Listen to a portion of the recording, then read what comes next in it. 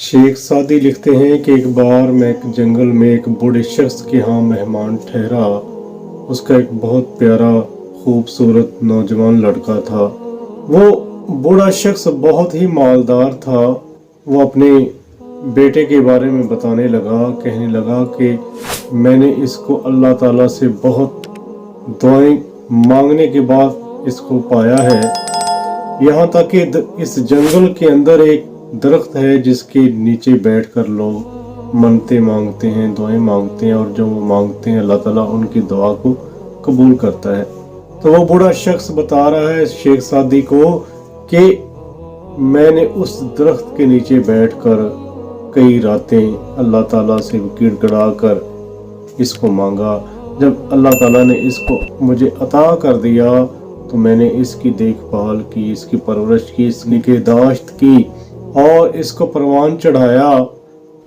शेख सादी कहते हैं कि मैं बाहर आया तो मैंने उस लड़के को ये कहते हुए सुना कि वो दरख्त का पता चल जाए जिसके नीचे बैठकर दुआएं मांगते हैं और वो कबूल हो जाती हैं, ताकि मैं उस दरख्त के नीचे जाकर बैठकर दुआ मांगूं कि मुझसे अल्लाह ताला इस बुढ़े को दूर कर दे, इसने मेरी जान खाई हुई है। तो नाज़रीन कराम, बात करने का मकसद ये है कि नाखल्फ बेटा और नाखल्फ औलाद ये इंसान के लिए दुनिया का सबसे बड़ा गम होता है।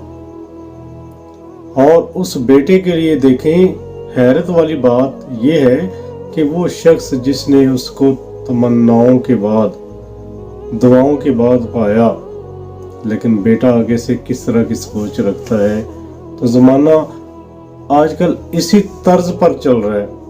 औलादें नाखल्फ पैदा हो रही हैं और वो बूढ़े अपने माँ बाप की देखभाल, उनकी खिदमत करने का जो मौका अल्लाह ताला उनको फराहम करता है उसको गवा देते हैं और उल्टा अपने वालिदैन की नाफरमानी करते हैं।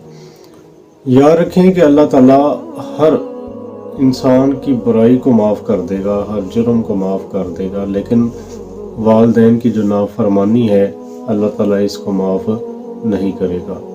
इसलिए कोशिश कीजिए कि जहाँ तक हो सके अपने वालिदैन की खिदमत कीजिए, उनका सहारा बनिए, उनको धत्कारिए मत, उनको परेशान मत करें। उनके लिए ये मत समझें कि वो हमारे ऊपर बोझ हैं, बल्कि वो अल्लाह की रहमत हैं आपके ऊपर।